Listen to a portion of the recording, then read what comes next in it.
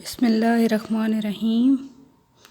कैसे हैं प्यारे नाज़रीन, उम्मीद करती हूँ आप खैरियत से होंगे, आपके बच्चे भी खैरियत से होंगे। आप और आपके बच्चे ज़रूर इंशाल्लाह मेरे लेक्चर से मुस्तफ़ीद हो रहे होंगे। अपना इंग्लिश का लेक्चर स्टार्ट करते हैं। आज का हमारा लेक्चर है एक्टिविटीज़ के बारे में।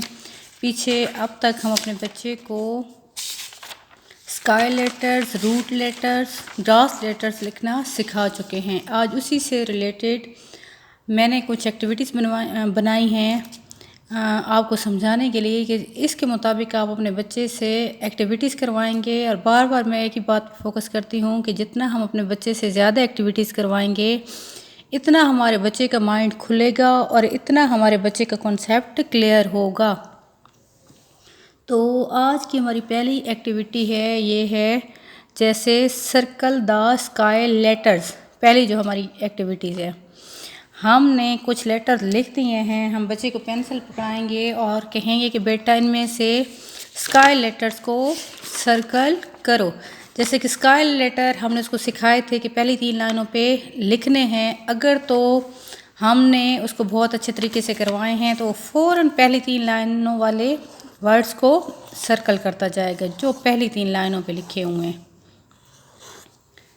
ये देखिए, लेकिन इसके लिए शर्त ये है कि हम पहले बच्चे को ये बहुत अच्छे तरीके से करवाएं। इसके बाद एक्टिविटी नंबर 2 है हमारी सर्कल द ग्रास लेटर्स। हमने अगली एक्टिविटी बच्चे को ये देनी है कि ग्रास लेटर्स को सर्कल करो। ग्रास लेटर्स भी हमने बच्चे को पीछे पढ़ाए थे। ये देखें कि जो 2 लाइनों पे आते हैं, 2 लाइनों पे आने वाले ग्रास लेटर्स होते हैं। ये देखें मैंने लिख दिए हैं। इसी तरीके से बच्चे को हम कहेंगे कि बेटा इनको सर्कल करो, ग्रास लेटर्स को सर्कल करो। फिर वो ग्रास लेटर्स को सर्कल करेगा। ये देखें। इसके बाद हमारी एक्टिविटी नंबर 3 है कि हम बच्चे को कहेंगे कि रूट लेटर को सर्कल करें। रूट लेटर भी मैंने आपको बताया था कि अपने बच्चे को बहुत अच्छे तरीके से करवाने हैं। और रूट लेटर हमने इसको बताया था कि जो लास्ट वाली 3 लाइनों पे लिखे जाते हैं, लास्ट वाली 3 लाइनों पे लिखे जाने वाले को रूट लेटर्स कहते हैं। एक आपने ये एक्टिविटी करवानी है, ये करवानी है, ये करवानी है। इसके बाद आपने लिखना है, यहाँ पे अगली एक्टिविटी बनानी है राइट द रूट लेटर्स। इसी तरीके से लिख के बच्चे से कहेंगे कि बेटा क्या करो, रूट लेटर लिखो। जैसे रूट लेटर था जी, जे, पी, बच्चे से हम खुद लिखवाएंगे कि बेटा यहाँ पे मुझे जितने हैं, अव्वल मुझे तादाद बताओ, पहली बात कि तादाद कितनी, और फिर मुझे लिख के दिखाओ।